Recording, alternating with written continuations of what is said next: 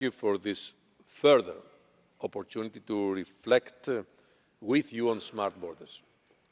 I know how sensitive is the Parliament on this issue. As announced in both the agenda on security and the agenda on migration, and as already mentioned at our previous exchange on 9 June, it is our intention to present by the beginning of the next year a modified proposal of smart borders. In our upcoming 2016 proposal, we aim to present a solution that is operational and cost effective. We will propose a system that performs well and fast, that meets the European Union's security and migration policy objectives, improves travellers' experiences, does not increase the workload for border guards, and stands the test of our data protection legislation. The Commission will modify the existing proposals of the Smart Borders package to deliver one single legislative proposal, complemented by a targeted modification of the Schengen Border Code. It will be supported by a new impact assessment to incorporate and justify the changes to the original proposals.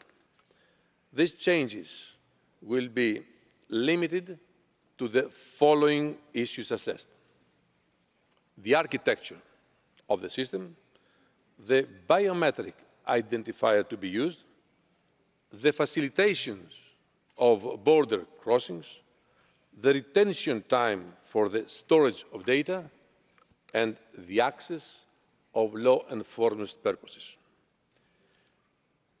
The current border control system is neither efficient nor effective in view of increased travel flows and Member States' financial constraints.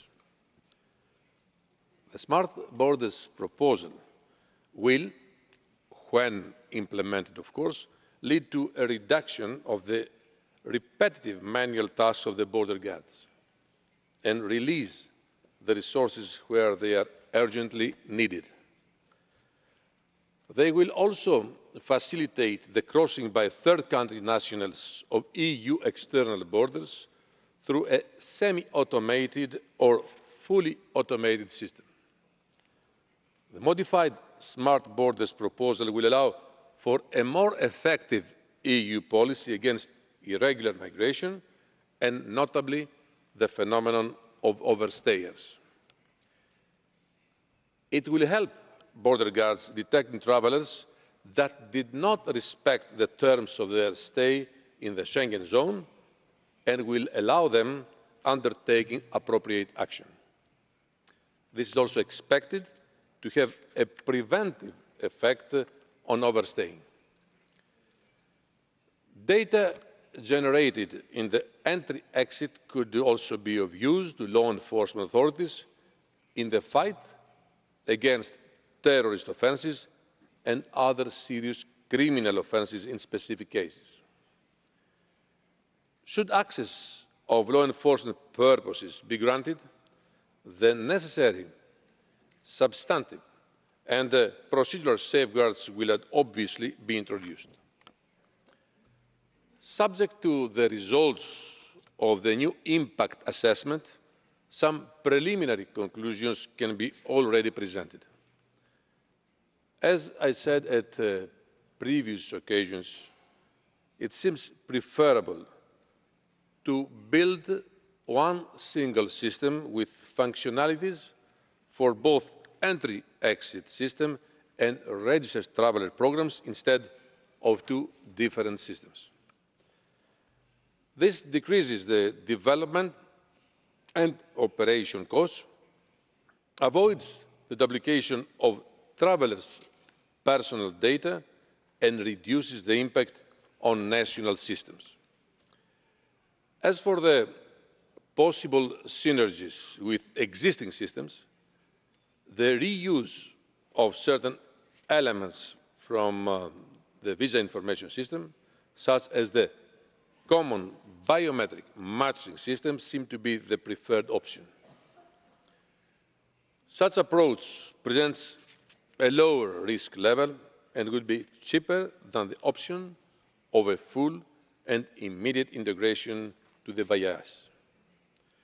The possibility of a limited interoperability between the entry-exit system and the visa information system is under assessment, and it would prevent the registration of the same data concerning the same persons in two different systems.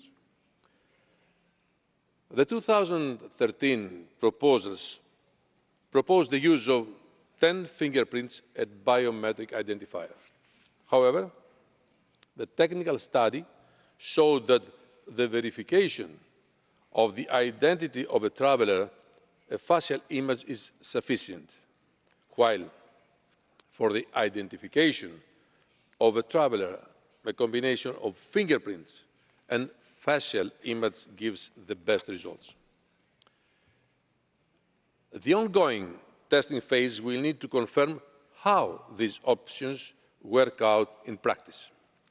However, it is clear to me that the biometric identifier used for the entry-exit system has to be as light and non-intrusive as possible. A major challenge for us is to ensure that the introduction of a smart border system will accelerate the border control process. To complement the functionalities for registered travellers programme, a wider possibility for using process accelerators such as self-service kiosks or mobile devices applications could be promoted. This would facilitate border crossing for a wider group of travellers.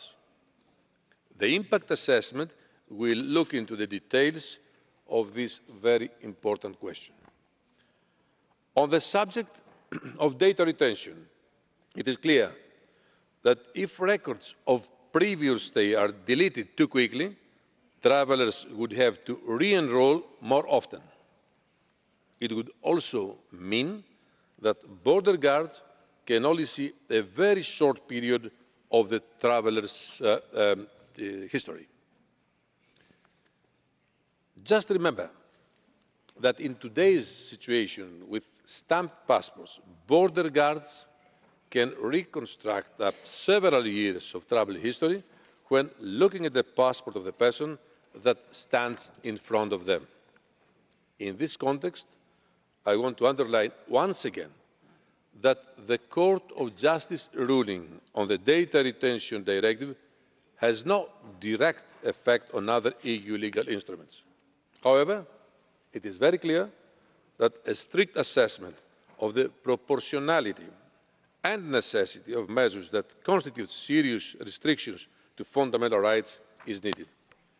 These key points raised in the Court of Justice judgment will be fully addressed in the Smart Borders proposal.